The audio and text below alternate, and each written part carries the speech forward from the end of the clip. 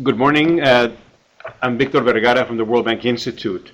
Good morning here in Washington. Good afternoon and good evening, everyone.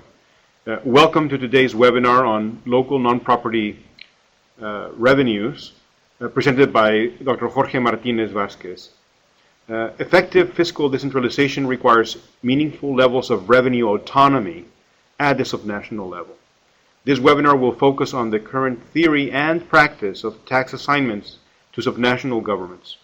Examples of best practice of tax assignments with economically attractive tax sources are available. However, subnational governments in many developing and developed countries still lack adequate revenue autonomy. This is part of our webinar series on planning and financing metropolitan governments. This series is the result of a collaboration between the World Bank and the Lincoln Institute of Land Policy and is structured around chapters of Lincoln Institute's recent publication titled Financing Metropolitan Governments in Developing Countries. It provides a unique entry point to engage cities who are addressing the complex task of financing infrastructure and services across jurisdictional boundaries. The webinar series began October 1st, 2013, and will run through April 22nd. The list of the topics is available in the E-Institute website. We are very pleased to have Professor Jorge Martinez Vasquez as our speaker today. Let me give you a little background on Professor Martinez Vasquez. He is the Regents Professor of Economics and Director of the International Center of Public Policy, the Andrew Young School of Public Policy Studies at Georgia State University in Atlanta. He has published over 20 books and numerous articles in academic journals such as Econometria, the Journal of Political Economy, the Journal of Public Economics, the Southern Economic Journal, and the Review of Economics and Statistics. He serves on several editorial boards and is editor of Hacienda Pública Española. He has directed multiple fiscal reform projects, having worked in over 70 countries, including China, Indonesia, Mexico, Russia, and South Africa. He has consulted widely with the World Bank, the ADB, the UNDP, and the Inter-American Development Bank, and is a member of the IMF panel on fiscal experts. He was inducted into the Russian Academy of Natural Sciences in 1997, and in 2006 he was made an honorary professor of China Public Finance and Public Policy Academy in Beijing. In 2011, he was awarded an honorary doctorate from the University of Vigo in Spain, and in 2012 he delivered the Raja Chinaya Lecture at NIPF in New Delhi. So we're very pleased to have Jorge Martinez. He has been a very, very strong advocate of this topic, and we have worked with him over the past couple of decades. So we will begin with a presentation and have a set of poll questions, and then go to questions and answers. We're very pleased to have everyone that has joined us. We would like to invite everyone to be active participants today. Please, comments, questions, clarifications. The platform allows for you to interact, and it's your webinar. Please engage with us. Jorge, the floor is yours.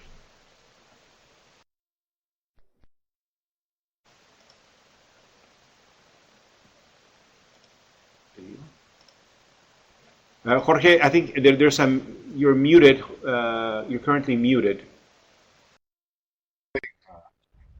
Okay, can you hear me now? Hello? Yes, we can hear you perfectly now. Okay.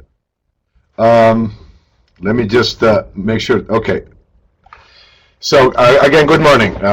My pleasure to be here, and so I know we have limited time, so let me just go into the presentation, and then I'm looking forward to discussions and questions and answers.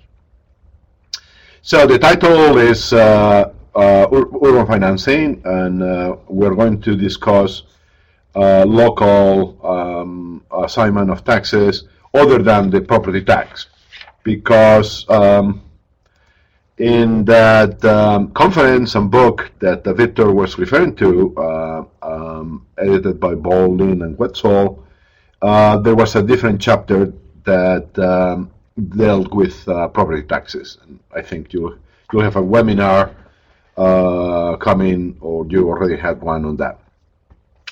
So in the earlier version of that now classical book by Ball and Lin, there was a conclusion that the two authors made, wishing and expecting that there will be broad-based taxes used at the metropolitan level other than the property tax.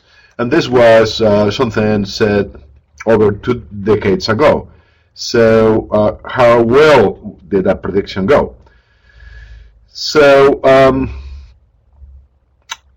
there is not, as we're going to see, there is not a lot of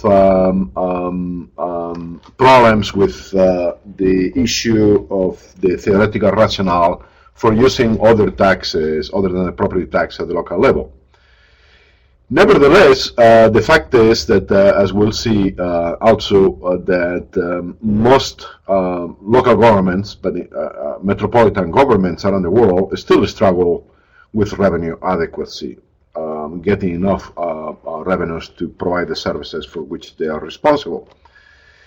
And I just want to to put it this way. So the good news of this discussion is that, as we'll see in the survey of practices, there are examples of good practice across the world. The bad news is that there is an extensive failure in applying those practices, both in developed and developing countries. So I'm going to, in the presentation, I'm going to discuss briefly the foundations of tax assignments at the local level. I think that is important because that will really lead us in the right path toward the practical questions of what taxes to use. Then this chapter was a huge exercise in surveying actual practices in tax assignments in metropolitan areas around the world. And I will conclude with some lessons and some thoughts. So the foundations of revenue assignments. First, we need to be convinced that revenue assignments are meaningful. That so people could say, well, let's just move on and have all local governments finance with transfers. Well, there are many people, including myself, that think that decentralization can bring advantages, but those advantages are closely linked to revenue assignments. We need decentralization because we want higher responsiveness and accountability to citizens by local governments. But accountability is not going to take place unless certain institutional features are present. And the most important one is that people pay and hold accountable their local officials for how they use their money. And so the question then, if we're convinced about that, then the question becomes, what are the taxes that should be allocated to the subnational level, to regional and local governments, and how much revenue autonomy is needed? The fundamental role of this revenue assignments is to provide revenue adequacy, to provide revenues to fund the expenditure needs of the local governments. But as we're going to see, adequacy is not a guide to revenue assignment per se. It's a little more complicated. So most economists and fiscal decentralization specialists always talk about revenue assignments at the local level related to the benefit principle, which is very intriguing and very convenient. And the benefit principle simply says that those that use the service should pay for its costs. So it is making the public sector work in a similar way to the private sector. Why is so attractive to economists? Well, because the benefit principle, the same way that prices do in private markets, the benefit principle will tell public officials how to price the service and how much of the service should be provided. But in reality, the benefit principle has limitations, and important limitations. And this comes from, in the first place, the complexity of institutional arrangements, who is responsible for services, who you pay. Sometimes there's a share of different functions, and so it's very difficult to sort of price it out and who is going to get the different parts of the price. But more importantly, the many services at the local level are such that it would be very expensive to exclude users that are non-payers. And then you also know there are issues of equity. People that cannot afford it, or the prices should still be using the services. And the answer typically is going to be yes for many services. And then there are also issues of externalities in production. So, if that's the case, then if we cannot use the benefit principle as a whole, then we need to find substitutes for the benefit principle, and we need to be very aware that what we want is guidance on what is the efficient level of provision of services, and how to use the alternative tax sources to really tell us which ones are more expensive or more costly in terms of using those tax sources. In the literature, in fact, I claim in this chapter that there is not a unified approach to revenue assignments in the decentralization literature. The dominant strand comes from sort of the line of Richard Musgrave and Oates and so on, that puts emphasis on making optimal expenditure decisions. So what's important in tax assignments is to bring out accountability, efficiency in the provision of services. And so there are rules of thumb that different experts have recommended. For example, there is this that to achieve tax autonomy, a list at the margin, that is that any local government that wants to spend more money will have to use taxes rather than going into a common pool or transfers. Or that a rule of thumb that the wealthiest local government should be self-supported. The second strand in the literature comes from optimal taxation theory and says, well, look, not all taxes are created equal. They have different opportunity costs, different excess burdens, and so on and so forth. And so what we want is to choose them in such a way similar to what a multi-plan monopolist will do in minimizing costs. So you would choose different taxes so that the overall costs of financing would be the lowest. And so I think both are valid and they both need to be supported. So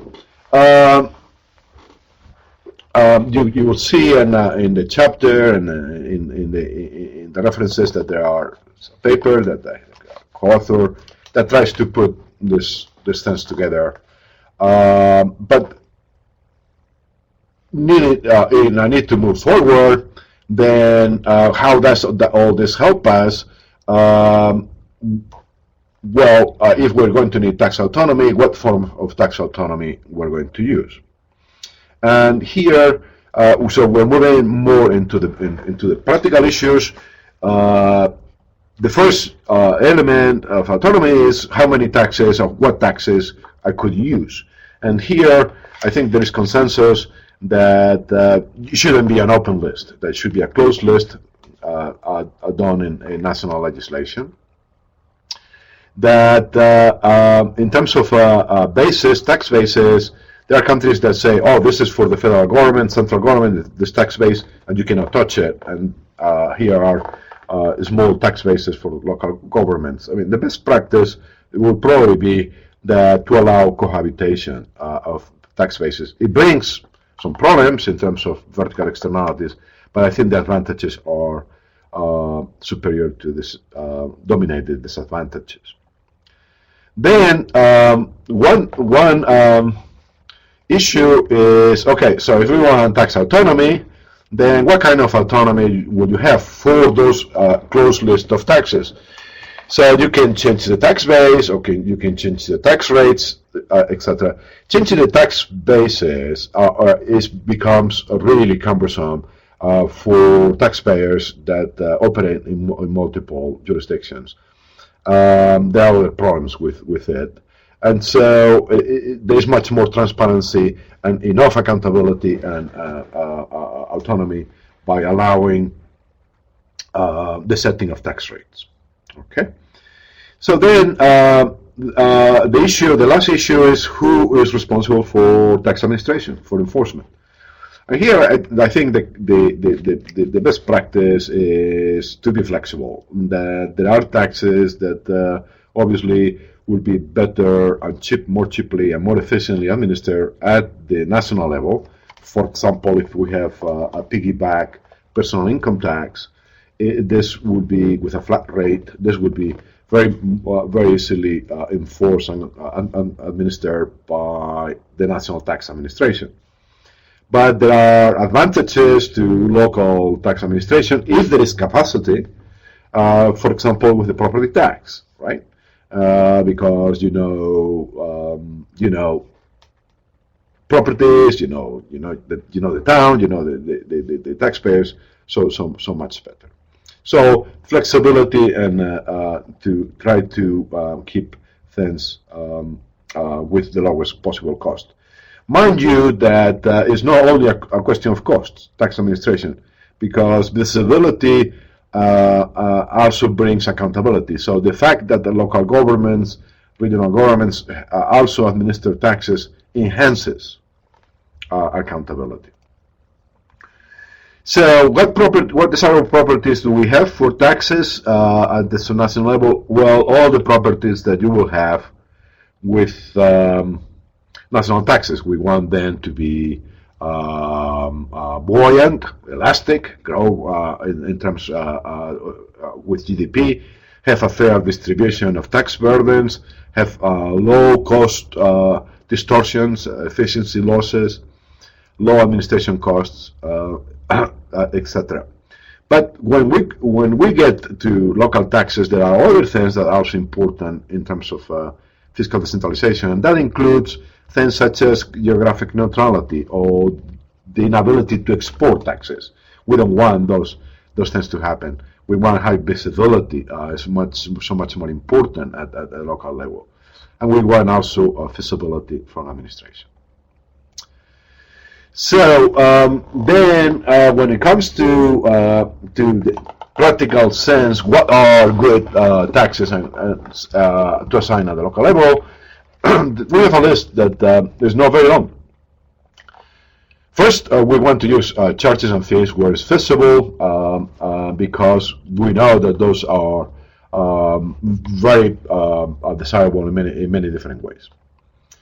But we know that it's not always feasible, and so what are the better choices? Well, the property taxes and different types of property taxes such as betterment levies, vehicle and transportation taxes. I'm very much in favor, if it is feasible, of using a flat rate piggyback income tax, which is used in some European countries, northern countries, Central Europe, and also local business taxes in the form of simplified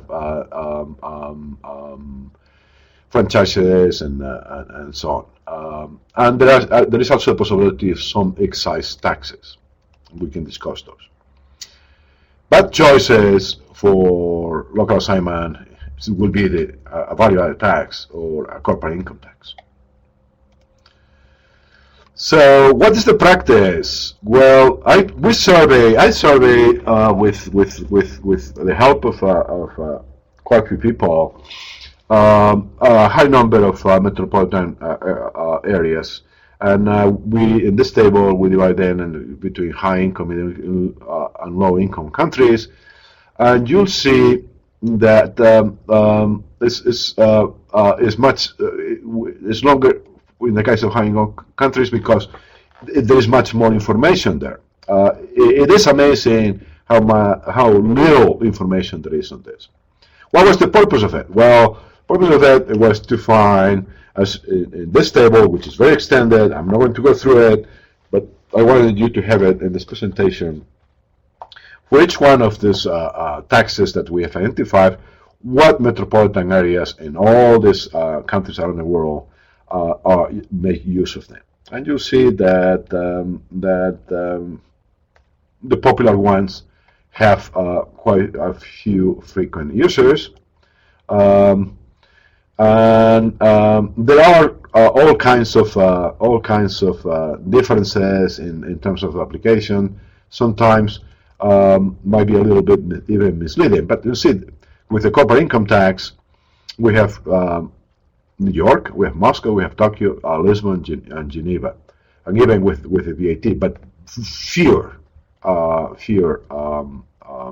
metropolitan areas.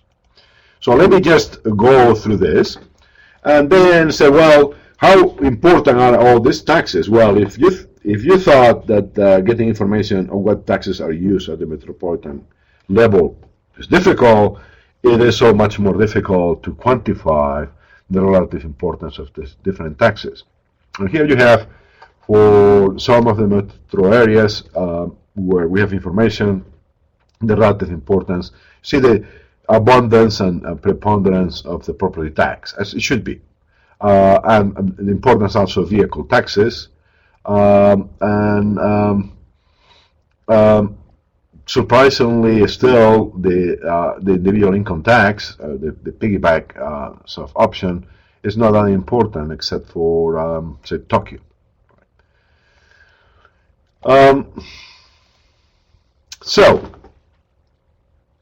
when you have all these different taxes, what's that you do with it? And so in this table, which is again quite extensive, I put the different taxes on the first column, and the first row tells you things that are important in deciding about these taxes. So what is the revenue potential? What is the buoyancy or elasticity of the tax? Whether or not the tax base is mobile, highly mobile. What is the potential of efficiency costs, welfare losses, sensitivity to the business cycle, vertical equity, fairness, many others, exportability, and I end with visibility and local accountability. And each one of these taxes gets a rate from low, medium, and high. Not all these items here are desirable. Some of them are undesirable. So you have to read this carefully. But for example, if we take the personal income tax, we have revenue potential is high, buoyancy is high, mobility is relative low, medium, exportability is low. So it's a good tax in general, high visibility. Okay. So I'm not going to go through each one of these taxes. We don't have time for that. But I think this is useful. It is my own view of how this works. And so you have to take it with a grain of salt, of course. So in just the last 2 minutes that I have, let me just then move on to the conclusions.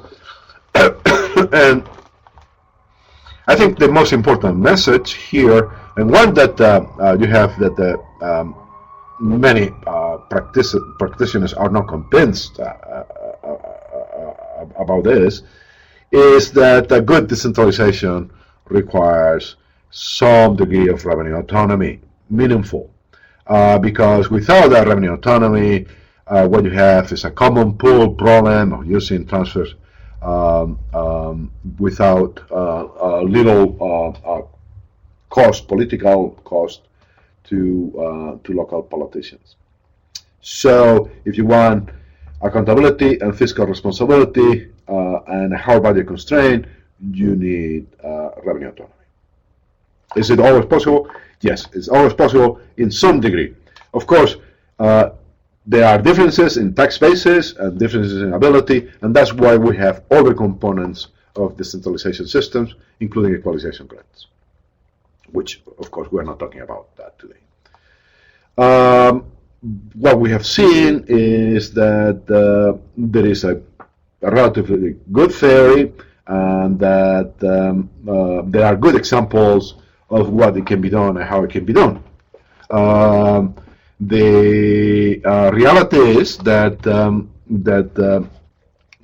most metropolitan areas in developing and developed countries still struggle with revenue adequacy. There is a high reluctance to use revenue autonomy, tax autonomy, to give it to them in the national laws. But then, even when that is provided in the laws, what we have is high reluctance of local governments to use that capability, that revenue autonomy. Why? Well, we might suspect, of course, reasons of political economy. It's so much easier to be a good guy, spend the money, and don't have to ask for it to your citizens. So, working hard with central ministries to get the money. But that engenders a fiscal decentralization system that will be problematic at some point. All right? If we want responsibility, fiscal responsibility, and we want efficiency, we need tax autonomy. Right?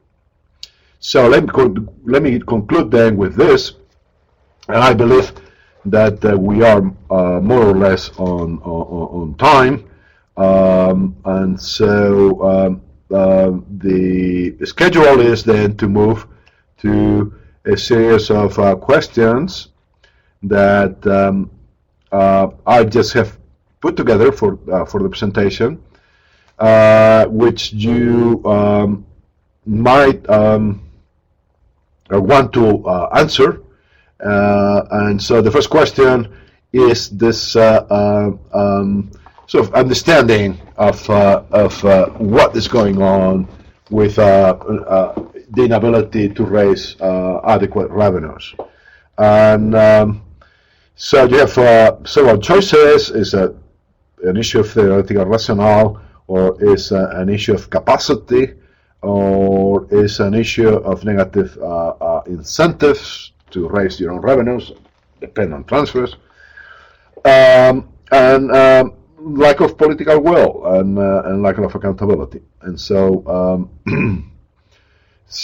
I think we're still having some people voting on this, and so yeah, I think what we have is pretty much balanced. That it is all a combination of these three issues. Capacity is an issue, but negative incentives to tax effort, as well as the political economy. So the next question is what is that we need to focus on when we're trying to design a revenue autonomy, a tax system at the local level? Should we go according to the benefit principle? Those that use the service should pay for its cost, or should we go according to the ability to pay? Those with higher income should pay more for the same service.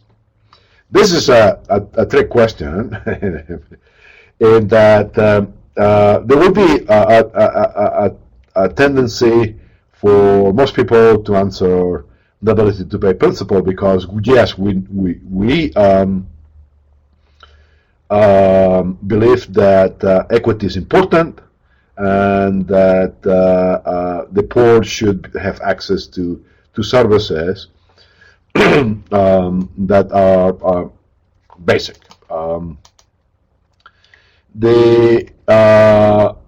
The trick is that the issue of equity and redistribution is a complex one and needs to be looked at a comprehensive, integrated level, national, regional, and local. And so trying to redistribute income with some services, and it might be unfeasible, it might be counterproductive. For example, water or other basic services. So let's have more redistribution with the transfer system, or even with negative income taxes at the central level. But I see that the heart has won in this case, and so the majority is according to the ability to pay principle, which, by the way, is pretty much against what the orthodoxy of local public finance theories will talk about. Let's move to the next question. So, what forms of tax autonomy is most desirable? So, as we talk about, there are also different opportunities to introduce taxes. Should I choose my own tax? Well, I want to tax this kind of business, or should I give autonomy to local governments to change the tax base, or only to change the tax rate? Or instead of, let's forget about the tax autonomy and have central governments provide all the money to transfers. Okay, so I'd say that there is quite a balanced response here for tax rates and the tax base. I think there is a strong theoretical support for having emphasis for tax autonomy exclusively on tax rates. Why is that? As I mentioned in the presentation, tax bases become really complicated. You have countries that will impose, with even hundreds of local governments, will impose a cost that would be too high for businesses operating in different jurisdictions. So if you want tax autonomy and visibility and accountability, tax rates will be the most convenient way to do it. Now, the reason why you might be talking about changing the tax bases might be issues of equity. Okay, and here again, it's possible. I mean, that to focus on that and have some ability to modify some aspects of the tax base on those bases. And finally, the last question, really quick: which one of these taxes would you select for expanding the revenue capacity of a local government that you work on? And this, of course, are taxes other than the property tax. And so, so what we have is quite interesting. That the majority will support a local business tax, and so that's a big there's a big rationale for that, in the sense that the businesses use local services, and as such they should provide financing to the local governments for those services they use. The problem is that it's really hard to find a good local business tax other than a basic license that might be graduated with revenue sales and so on. The good local business tax would be a tax that taxes value added. And there are some proposals that have been made about that. And there are countries, there's a country actually that has a good local regional business tax based on value added. That is Italy, the IRAP. But that's a different thing. So with this, we conclude this, and now we go on to answering your questions. You might have comments, you might have questions, and so I'll be reading them. And thank you very much, Jorge. Just I'll give you a little bit of a break while you have a little water and to catch your breath. It was an extraordinary presentation. I think that the amount of work and analysis that has gone into this chapter is extraordinary, and it does point to some of the tendencies across the largest metropolitan areas of the world of what seems to be working and not, and what is desirable and what may not be desirable.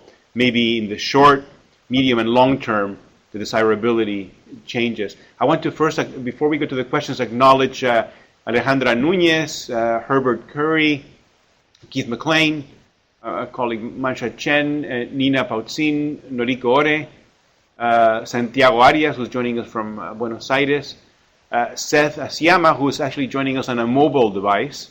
I'm not sure where he is, but thank you for joining us remotely. Sharoch Aumar Sarman, Simon Manu as well, and others. Thank you very much for joining us. Please send us your comments and questions so that we can interact. I have a few, but let me begin with Santiago Arias' question. What type of tax would you recommend with a progressive orientation and technical feasibility for a municipality with little administrative capacity, but with political will to raise or impose new taxes? Okay, so that's a very pointed question, and so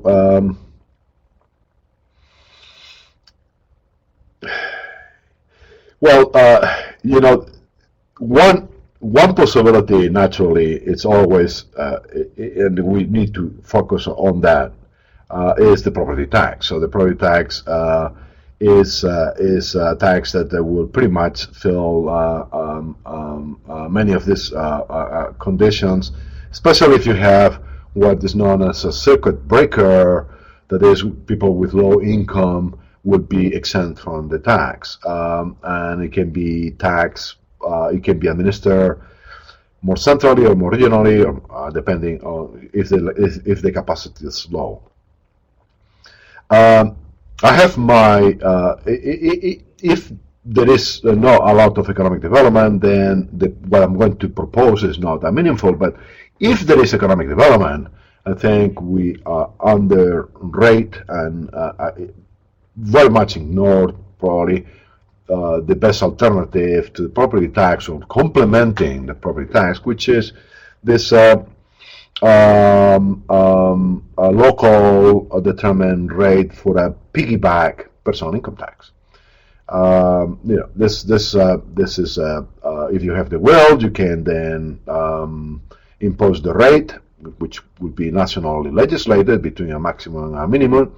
And guess what? There's a lot of if your capacity to collect taxes is very low, you don't need to worry about that, because that is going to be collected, and is collected in many countries, by the Central Tax Administration, which then sends the revenues to the local governments where the people reside.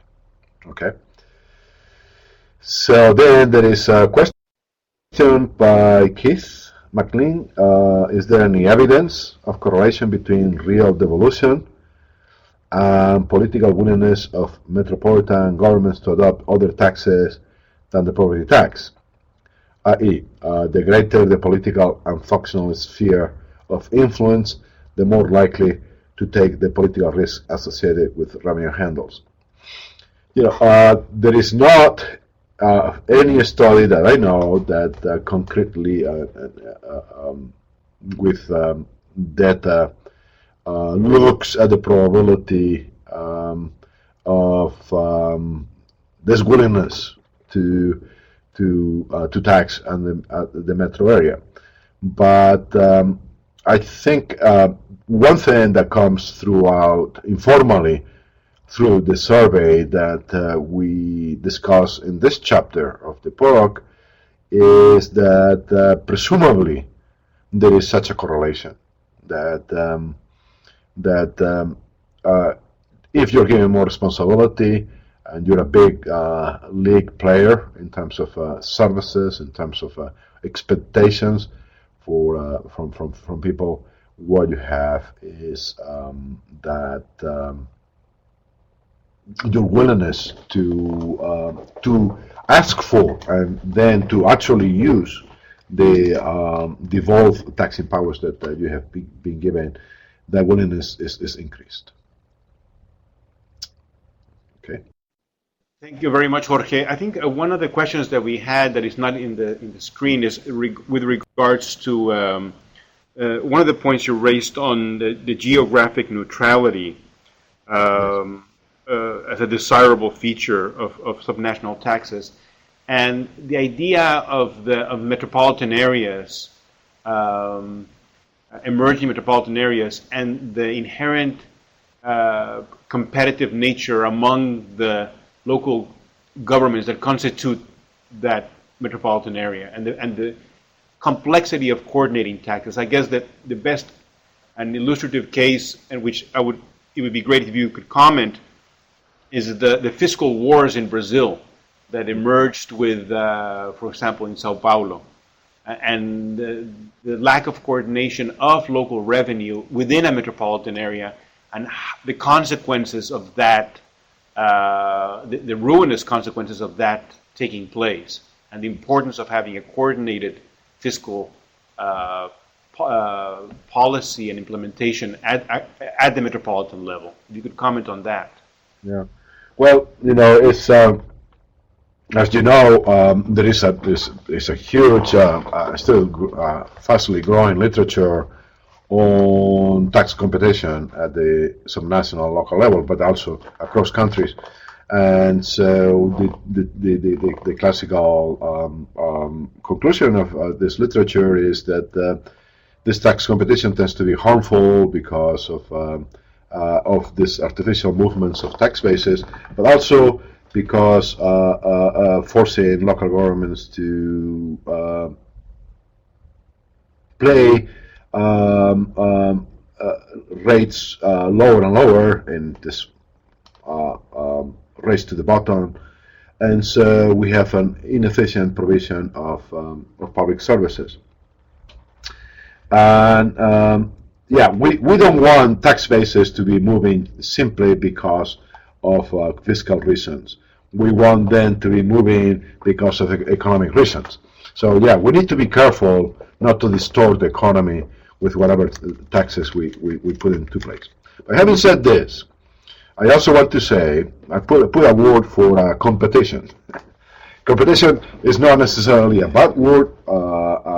Competition has, among local governments, let's put it this way, no harmful competition has its benefits. So it's a question of design, as you were putting it, Victor. We need to be careful, and then looking at the taxes that, if they are mobile within the metropolitan area, if they're highly mobile, then that tax authority should be metro-wide, because it will be defeating to get to the smaller units, because then would you have this tax wars or this harmful tax competition.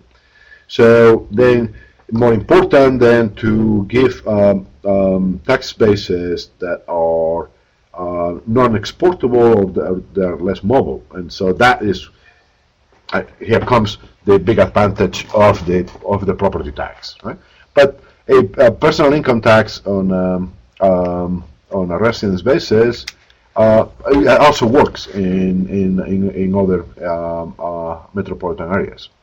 When people move out of one area because of the personal income tax, well, it depends on the services. It depends on the location, on the rents, location rents, and so on. But very important issue, but a complex one. I see some other questions. Herbert Curry, what mechanism have been used by state, provincial level governments to help local authorities, municipal level governments develop the capacity to implement local tax programs? Well, here, Herbert, the answer is that is pretty dismal, that there is systematic failure, I would say, not only by the regional provincial authorities, but also by the national authorities. There's very little input and effort. You know, there's this political economy issue that it works both ways and in a perverse way, in both ways. It's not only that local governments are not that interested, might not be that interested in their own ability to raise local taxes because simply it's politically more convenient to receive transfers and so look good providing services without asking for money to your residents. So that plays on one side. On the other side, what plays is that central and regional authorities, where they have the capacity, they want to keep it. Somehow they believe that tax autonomy will be a disaster at the local level, that will be misused, or politically they want to play Big Brother to collect the revenues, and then play politics, as we know frequently that's the case with transfers, providing monies to the local governments. So the argument is, oh well, central governments have the ability to collect taxes. Tax administration should be centralized, and so all taxes should be central. And this is nonsense because yes, there are taxes that could be centrally administered, but there are regional or even local taxes in terms of tax autonomy and tax devolution. So who sets the rate? Who decides what's the tax burden? Is the local government or the regional government, not the central tax administration. Anyway, so I'm sorry not to be able to give you many examples of how this has been implemented. Again, because of this misconception. And then we have another question from Seth Asiama. Or it's a comment. So from Seth, it says, isn't the real issue the ability of local governments to collect the taxes that are available to them? My experience in many African countries seems to suggest the ability to collect taxes available to them, I suppose, says, well, it's crucial. And there is no disagreement here. There is no disagreement here in the sense that, as I said, in terms of tax administration and enforcement, we need to be flexible, we need to be smart. It is true that local, regional tax administration enhances accountability. It's visible, it's more visible. So is this a local tax or is this a central tax? Who am I paying the tax to the municipality? Because I go to pay it there. If I pay it through the central government, might not be as visible. So accountability and visibility is important, but practicality is much more important in terms of costs and efficiency in raising those taxes. So wherever we want to have local tax autonomy, local or regional tax autonomy, and it's only feasible through a well-administered tax. We need to consider taxes that could be administered by the central tax administration and still be, in terms of tax rate powers, be a local tax. And so I want to make that point. That's very important. But at the end of the day, it's also true that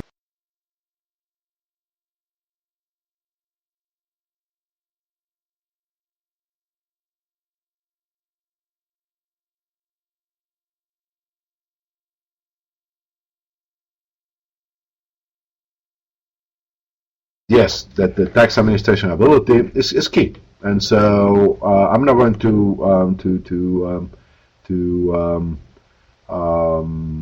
be against that. I totally agree. And so the question that the Harvard previous question that Harvard Curry had. So there's a lot that needs to be done in terms of creating this capability and enforcement. So, but if we're going to be local, we need to be also be aware that we need simplicity. Thank you very much, Jorge. This was very interesting, and I think it is at the crux of the issue of metropolitan finance. I think one final reflection I wanted to see if you could provide us is the great reality of the informal economies and the informal sector in many of these emerging metropolitan areas, and how that informality outside of the formal structures and institutions that exist in other cities, how that impacts the strategy of designing an evolving definition of local revenues in metropolitan areas. Well, yeah, that is that is a reality that we cannot ignore. I mean, that's so that one of the issues that always has